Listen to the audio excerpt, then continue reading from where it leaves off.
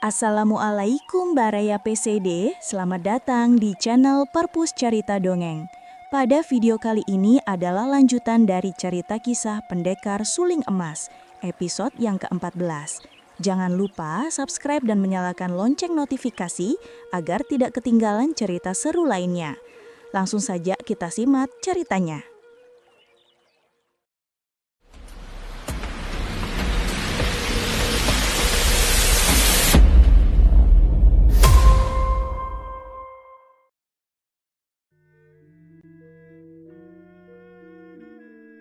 Lobek, masih jauhkah benteng itu dari sini?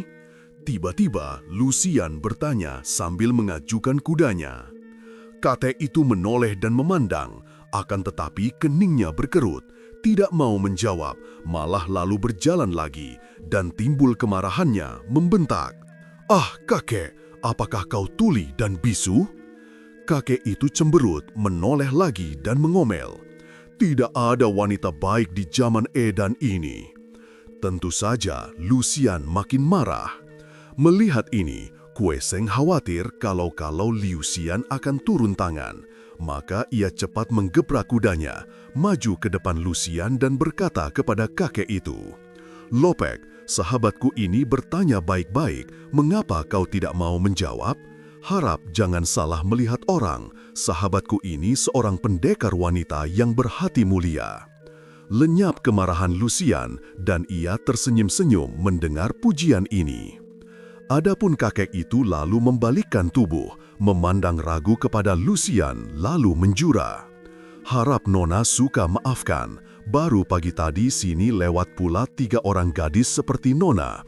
Akan tetapi mereka itu kasar bukan main, bahkan 5 orang kami mereka pukul dengan cambuk karena kurang cepat minggir untuk mereka lewat dengan kuda mereka yang besar-besar.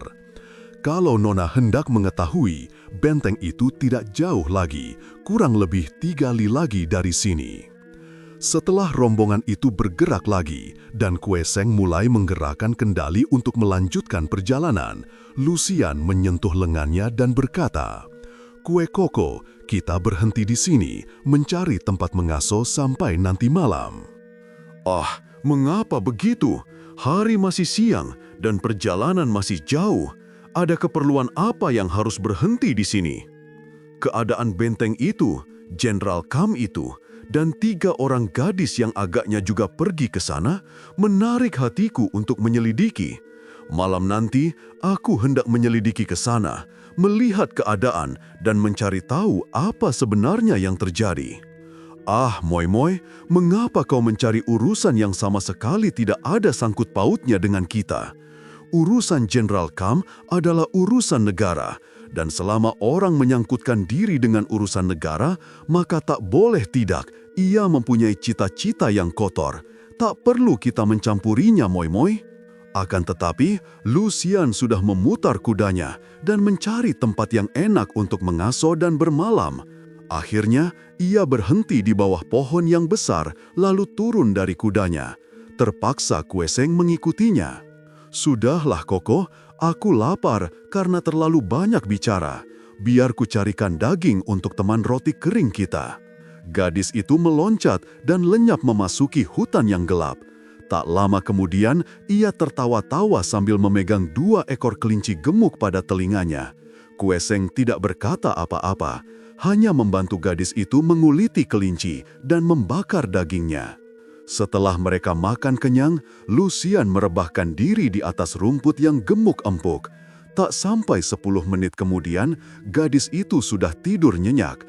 Mukanya miring, berbantal tangan, napasnya panjang teratur, pipinya kemerahan, bulu matanya yang merapat kelihatan panjang membentuk bayangan pada pipi.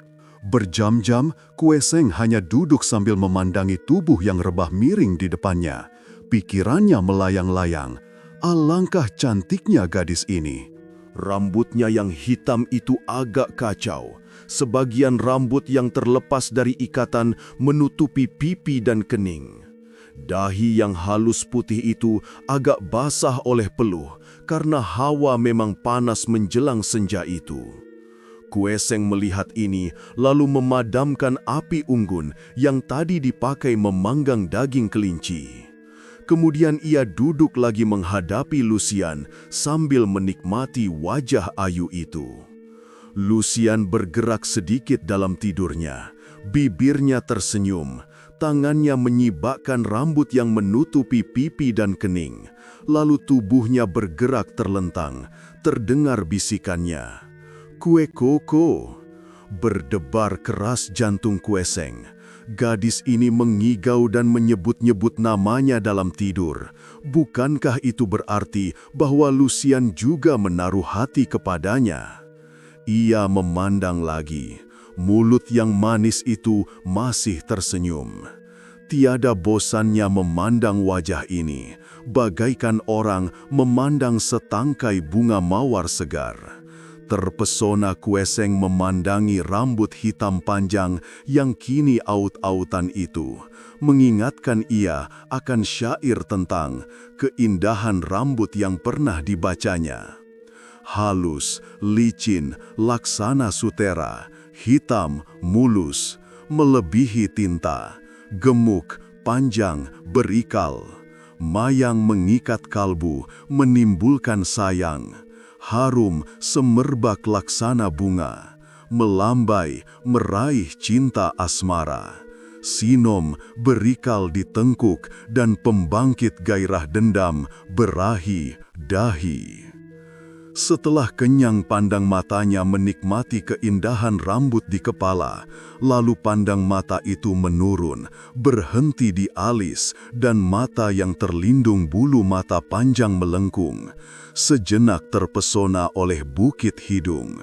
Kecil, mungil, mancung, dan patut halus, laksana lilin di raut. Cuping tipis bergerak mesra mengandung 1000 rahasia. Makin berdebar jantung Kueseng, hampir tak terahankan lagi, serasa hendak meledak. Melihat rambut itu, bulu mata, hidung yang agak berkembang kempis cupingnya, mulut manis yang tersenyum-senyum dalam tidur, pipi yang putih kemerahan, teringatlah ia akan Ang Xiao Hua. Bukan gadis pelacur itu yang terbayang, melainkan pengalaman mesra penuh asyik yang pada saat itu mendorong semua gairah birahi memenuhi hati dan pikirannya, bagaikan awan mendung hitam menggelapkan kesadarannya. Dengan tubuh gemetar menggigil, Kueseng lalu membungkuk ke arah wajah ayu itu dan mencium bibir dan pipi Lucian sepenuh kasih hatinya. Suara ketawa gadis itu mengejutkannya, membuyarkan sebagian awan mendung yang menutupi kesadarannya. Terkejutlah Kueseng, mukanya pucat dan ia cepat-cepat menjauhkan diri, jantungnya berdebar keras dan barulah lega hatinya ketika ia melihat bahwa Lucian masih tidur. Suara ketawa tadi pun agaknya hanya dalam keadaan mimpi. Akan tetapi, ciumannya tadi membuat ia makin dalam terjatuh ke jurang asmara. Lewat senja, setelah matahari mulai bersembunyi, Lucian menggeliat dan membuka matanya. "Ah, alangkah sedapnya tidur di sini. Kue koko, kau masih duduk di situ sejak tadi, tidak mengasuh." Gadis itu kini bangkit duduk dan membereskan rambutnya. Duduk seperti itu, kedua kaki ditekuk ke belakang, tubuh tegak, dada membusung, kedua lengan dikembangkan karena 10 buah jari tangannya sibuk menyanggul rambut di belakang kepala, benar-benar merupakan pemandangan indah. Kalau saja aku pandai melukis, alangkah indahnya gadis ini dilukis dalam keadaan begini. Pikir Kueseng, demikian terpesona sehingga ia seakan-akan tidak mendengar akan kata-kata Lucian. Kue koko, apakah kau sudah berubah menjadi arcah? Apa sih yang kau lihat?" tegur Lucian, senyumnya lebar dan sepasang matanya berkedip-kedip mengandung ejekan. Kau bilang apa tadi, Moi-moi?" Kueseng tergagap. Kini Lucian tertawa. "Kukira kau tidak mengasuh, kiranya kau agaknya malah tidur. Kue koko, aku ingin sekali mandi. Kalau saja ada anak sungai di sini." Ku dengar suara air gemericik di sebelah kiri sana, Sian Moi. Mungkin ada anak sungai atau air terjun di sana. "Bagus, mari kita ke sana, Koko."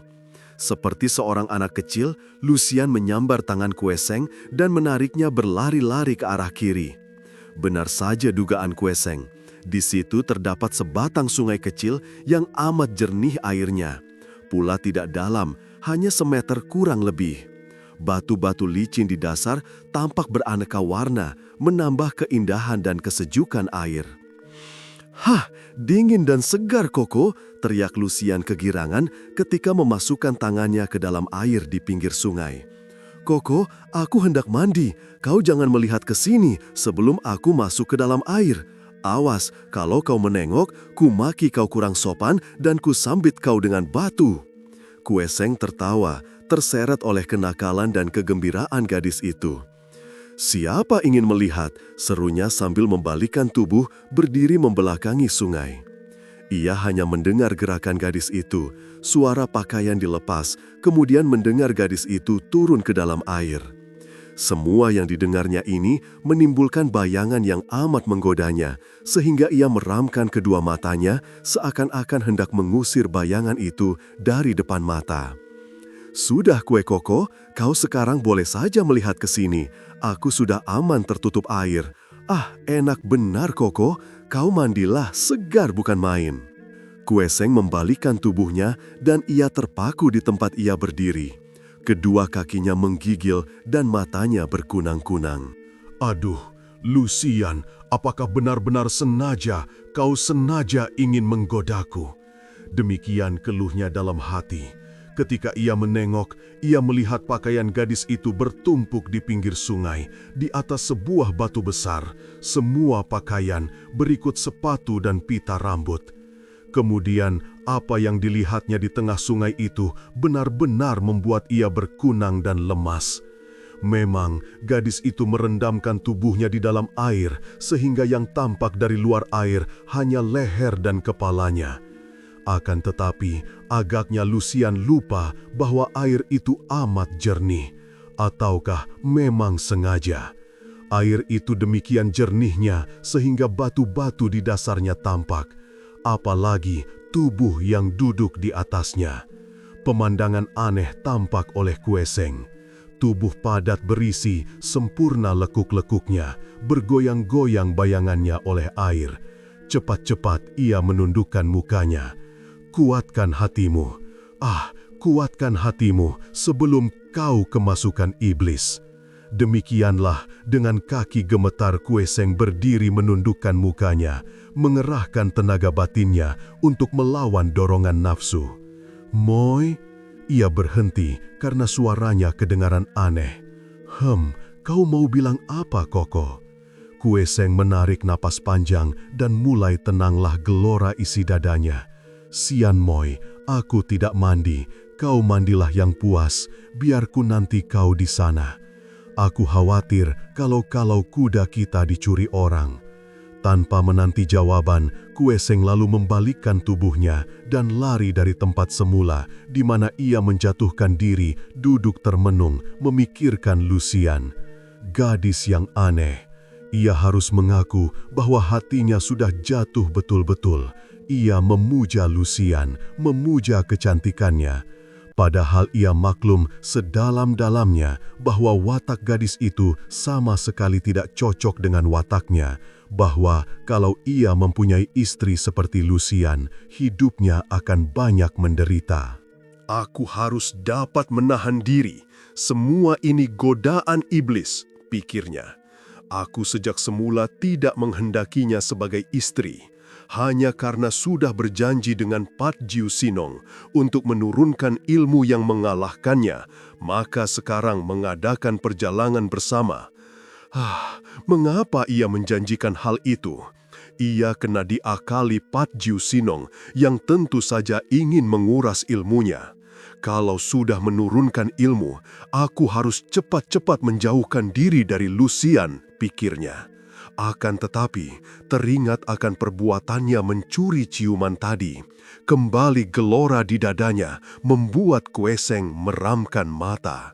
"Gila, kau sudah gila!" Tiba-tiba, Kue Seng yang masih meram itu menampar kepalanya sendiri. Apakah kau sudah gila?" Teguran ini membuat Kue Seng terkejut dan meloncat bangun sendiri. Kiranya Lucian sudah berdiri di depannya. Biarpun cuaca sudah mulai gelap, masih tampak gadis itu segar dan berseri-seri, makin cantik setelah mandi. Gadis itu tertawa geli. "Kue Koko, kukira kau tadi menjadi gila. Apa-apaan itu tadi kau menampar kepalamu sendiri?" Kau tidak melihat tadi, banyak nyamuk di hutan ini, mengiang-ngiang di atas telinga. Ku coba menepuk mampus nyamuk-nyamuk itu. Baiknya Lucian percaya alasan ini. "Kue Koko, sekarang aku hendak pergi. Kau menanti di sini saja ya." "Kemana, Sian Moy?" "Ke benteng itu, menyelidiki." Apakah perlunya? Jangan mencari perkara, sudahlah. "Kau seperti nenek bawel saja. Kalau tidak suka, kau tidak usah ikut. Aku tahu kau tidak suka, maka aku akan pergi sendiri. Biarlah kau menanti di situ bersama nyamuk-nyamuk itu. Aku pergi, Koko." Setelah berkata demikian, Lucian mempergunakan kepandaiannya, meloncat dan lari cepat. Sebentar saja lenyap dari situ. Kue Seng mengerutkan keningnya. Gadis aneh. Ia takkan berbahagia hidup di samping gadis itu sebagai istrinya. Akan tetapi, mengapa hatinya seperti ini? Mengapa timbul kekhawatirannya kalau Lucian menghadapi malapetaka? Biarlah kalau ia tertimpa bencana, salahnya sendiri, mencari perkara, mencampuri urusan orang lain. Kue Seng mengeraskan hatinya dan mulai membuat api unggun untuk mengusir nyamuk yang memang banyak terdapat di hutan itu. Akan tetapi hatinya tetap merasa tidak enak. Terjadi perang di dalam hatinya antara membiarkan atau pergi menyusul Lucian. Dengan pengerahan ginkang dan ilmu lari secepatnya, sebentar saja Lucian telah tiba di luar tembok benteng. Tembok benteng itu cukup tinggi, pintu gerbangnya berada di tengah, terjaga kuat oleh belasan orang prajurit. Pintu belakang juga terjaga, malah tertutup rapat, sedangkan di atas tembok itu, pada setiap ujungnya terdapat bangunan kecil di mana tampak pula penjaga yang bersenjata lengkap. Beberapa menit sekali, penjaga-penjaga meronda di sekeliling tembok. Pendeknya, benteng itu terjaga rapat sekali. Untuk melompat tembok terlampau tinggi dan andai kata dapat juga pasti akan tampak oleh para penjaga di empat penjuru. Akan tetapi, Lucian adalah seorang gadis yang banyak akal, berani dan lihai.